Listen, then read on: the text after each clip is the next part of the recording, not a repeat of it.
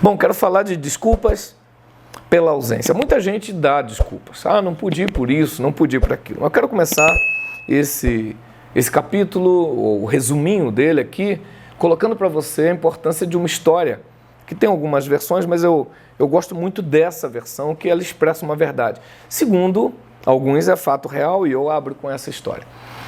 Um pai estava muito ocupado no seu trabalho e precisava desse trabalho para manter a casa. Botar comida, o aluguel, enfim, a luz e a água. Porém, o tempo dele, ele saía muito cedo e chegava bem tarde. O período de descanso dele era muito pouco. Só que essa família era composta do pai, da mãe, a esposa e um filho. Esse filho, o rapazinho, nos fins de semana ele via o pai. E um deles, um dado sábado, ele falou: pai, eu só vejo o senhor no fim de semana. E o pai disse: mas filho, eu te vejo todo dia. Ele falou: pai, mas como eu vou saber que o senhor me vê? E o pai então teve uma ideia brilhante. Ele falou: filho, eu não vou te acordar, mas todos os dias antes de sair, o pai vai lá e te beija e te abençoa. A partir de agora, eu vou dar um nó na sua fronha. E todas as vezes que você acordar, você vai saber que papai esteve lá, beijando você e abençoando você. Muito bem, eles começaram a fazer isso, e durante quase um mês depois, a mãe arrumava a casa, tinha que desamarrar a fronha. Arrumava a casa e tinha que desamarrar a fronha. E aí ela não aguentou, falou: menino, o que é isso? Todos os dias eu vou arrumar seu quarto e essa fronha está amarrada. E aí então ela foi ter a revelação: não, mãe, é porque eu falei com o pai que eu nunca via ele a não ser nos fins de semana. E ele disse que me via sempre. E esse é o nosso código. Porque se eu olho a fronha amarrada, eu tenho certeza que meu pai foi me ver ainda que eu não estivesse acordado. E aí a mãe chorou, abraçou o filho, e essa história eu abro aqui para você parar de dar desculpas e achar um pretexto para andar junto. Não dê desculpas. Ache uma forma, ache uma senha, ache uma forma de mostrar que você é presente na sua igreja, na sua família, com aqueles que você ama. No nome de Jesus. Vamos lá. O chamado da equipe de Jesus. Se você for ver o capítulo de número 10 de Mateus, capítulo 10, versos de 1 a 4, você vai ver a lista da equipe. Jesus já chama de 2 em 2. De 2 em 2, porque ele quer que andem juntos. Veja bem, tendo chamado seus 12 discípulos, deu-lhes Jesus autoridade sobre os espíritos imundos para os expelir e para curar toda sorte de doença e enfermidade. Ora, os nomes dos 12 apóstolos são esses. Primeiro, Simão, por sobrenome Pedro, e André, seu irmão. Tiago, filho de Zebedeu, e João, seu irmão. Filipe e Bartolomeu, Tomé e Mateus, o publicano. Tiago, filho de Alfeu, e Tadeu. Simão, o Zelote, e Judas Iscariotes. Atenção, perceberam? Sempre de 2 em 2? Deus não gosta de cavaleiro solitário. A gente pode ter um tempo só. E como eu disse já em outras ocasiões na aliança, ficar só é saudável, viver só já é patológico. Então ele sempre trabalhou a equipe em unidade. Pronto, mas o final diz assim, Judas Iscariotes, que foi quem o traiu. Bom, se a gente olhar numa linha cronológica, isso aqui está muito antes da traição, é o chamado. É o chamado. Mas já aparece como traidor, porque o evangelho foi escrito depois que tudo havia acontecido. Por isso, onde o nome de Judas aparecer, estará associado à traição. O nome Judas é um nome bonito, é oriundo de Judá, que tem a ver com louvor. Porém, você nunca será conhecido pelo significado do seu nome, mas por aquilo que você faz. Guarde bem isso. O que você tem feito é o que vai definir quem é você. Judas, por ter traído, sempre aparecerá isso daqui. Guarde isso aí. Muito bem. Ele caminha com Jesus, ele vê milagres. Irmão, Judas participou de coisas incríveis. O Sermão da Montanha. Judas estava com Jesus na ressurreição do filho da viúva de Naim, na ressurreição de Lázaro. Meu Deus, na ressurreição da filha de Jairo. Judas, ele testemunhou cegos que voltaram a ver, surdos que ouviram, mudos que voltaram a falar, demônios foram expelidos. Ele foi usado para muitos milagres. Na multiplicação de pães e peixes, Jesus pegou o pão, ele deu graças pelos 5 pães e 2 peixinhos. Ele foi partindo, ele encheu os 12 cestos, um era de Judas, conforme o que vimos aqui. Eles andaram no meio da multidão, se somar tudo, dá quase 13 mil pessoas. Eram 5 mil só homens, fora mulheres e crianças, que é muito maior. Eles alimentam até o povo se fartar, e quando terminam, os 12 cestos ainda continuavam cheios. Um cesto era de Judas, mostrando que Deus usou Judas. Ele estava ali com um propósito. Ele se corrompeu em algum tempo, mas Deus usou Judas. Os planos de Jesus para ele eram planos bons, e não como alguns falam, que seria uma falsidade, né? Jesus ter ele ali já sabendo, vai ser o traidor, que não sei o que. Depois ele confessou, mas não determinou isso, ele escorregou. O diabo buscava sempre, ele sempre busca um elo fraco. Tomara que ele não ache a fraqueza que lhe transforme num traidor da sua equipe e do seu líder. Muito bem. Agora, na mesa, olha que coisa, irmãos, depois de tantos milagres, 3 anos e meio, na mesa, Mateus capítulo de número 26, oh meu Deus do céu, Jesus diz assim: chegada a tarde, pôs-se ele à mesa com os 12 discípulos.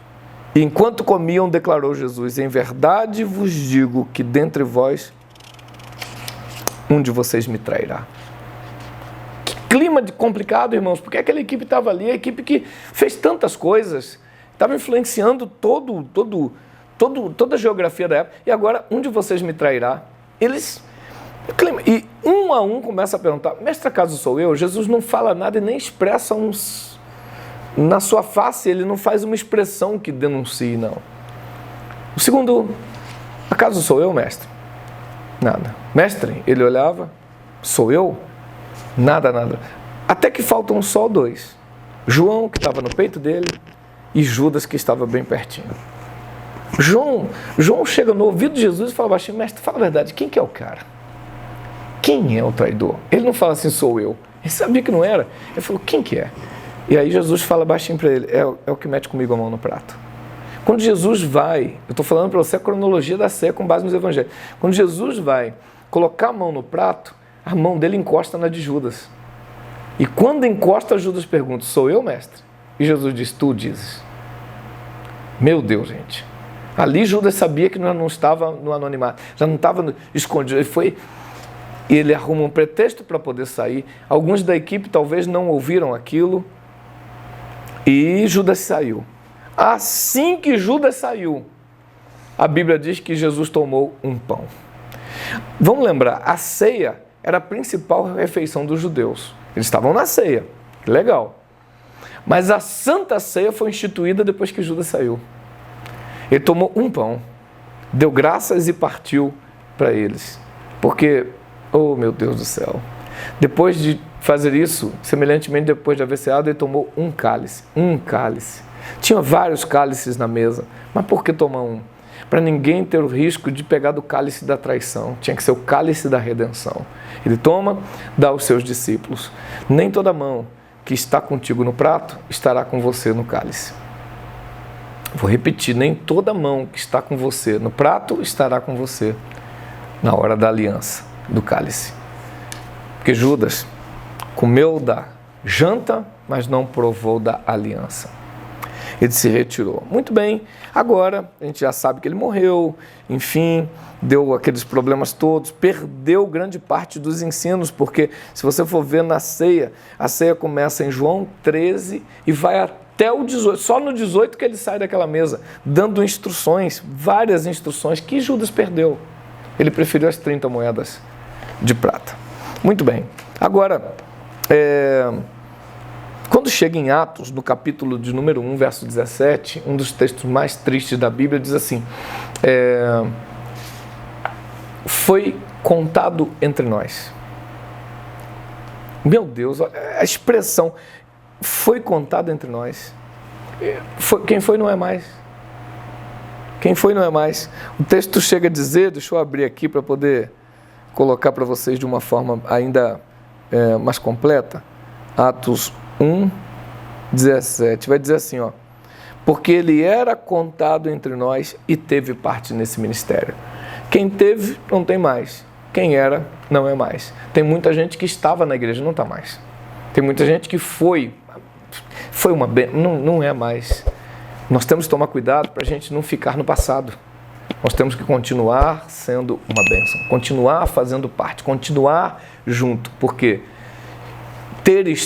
estado junto não significa o que Deus quer. Ele quer que nós permaneçamos juntos para a glória dele. Muito bem, e agora em Atos, no capítulo de número 1, uma coisa foi colocada: é necessário, pois, que dos homens que nos acompanharam em todo o tempo que o Senhor Jesus andou entre nós, começando pelo batismo de João, até o dia em que dentre nós foi levado às alturas, um destes se torne testemunha conosco da sua ressurreição. Ou seja, ocupe o lugar de Judas. Havia 120 pessoas naquele cenáculo. 120. Meus santos, meu Deus do céu. Deus não gosta de trabalhar com uma equipe defasada. Olha que coisa interessante. Um da equipe caiu. Agora, vamos completar a equipe. Vamos pegar alguém. Qual era a qualidade para que alguém fizesse parte da equipe que mudaria a história? Ser um bom pregador? Não. Ser usado na cura? Também não. Ser usado nos prodígios e sinais? Não. Ter ressuscitado alguém? Nada disso. A única exigência: alguém que esteve presente em tudo. Desde o batismo de João até que o Senhor Jesus foi levado às alturas. Alguém que não faltou em nada, alguém que andou junto em tudo. Esse terá o direito. Ou seja, se é bom pregador, para a gente não importa. Se é um teólogo forte, também nós queremos alguém que ande junto. E aí 2 pessoas, Matias e José, o cognonimado Justo. E o céu escolheu Matias. Alguns ainda tentam dizer que escolheram errado, né? Dizendo que Paulo... Não. Paulo não esteve presente em tudo.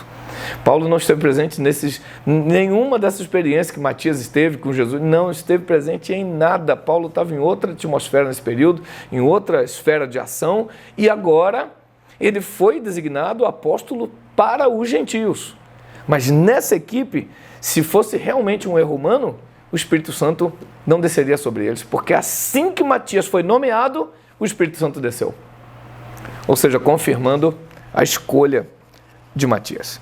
Agora, o interessante, meus santos, nisso aqui, é que assim, deixa eu te explicar uma coisa. Tinha que estar presente em tudo, é o que a Bíblia diz, em tudo. Vamos lá.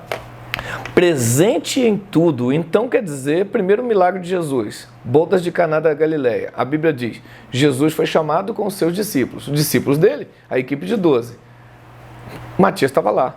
Eu não sei se ele arrumou um convite especial ou entrou de penetra. O fato é que ele estava lá. E ele provou do vinho novo. O homem da mão ressequida, ele não é citado, mas ele estava lá. Ressurreição do filho da viúva de Naim, ele estava lá. De Jairo, ele estava lá. Da filha de Jairo, ele estava lá. Do Lázaro, ele estava lá. O Matias estava, irmãos, meu Deus, pasme diante disso. Ele estava em todos os acontecimentos narrados no Evangelho, inclusive na própria Santa Ceia. Ele estava lá. Ele estava lá. Porque aquela ceia, ela não era uma ceia só para aquela equipe. Havia outros discípulos, os próprios familiares, e o Matias não perdia nada. Deixa eu te dar uma frase para você nunca mais esquecer. Matias não foi chamado para nada, estava em tudo. Nenhum dos evangelhos, nenhum dos 4 evangelistas mencionam o nome de Matias. Ele não estava ligando para isso. O projeto é maior do que minha própria vida. Se me verem, legal. Se não me verem, o importa é que eu esteja presente com o Senhor. Eu tenho que estar junto. Ele não foi chamado. Ele trabalhou de forma integral. Veja bem, ele abriu mão das suas coisas pessoais para um projeto maior, para um projeto que realmente mexia com ele. E aí, oh meu Deus, eu quero encerrar essa parte, dizendo para vocês, foi chamado para nada, mas estava em tudo.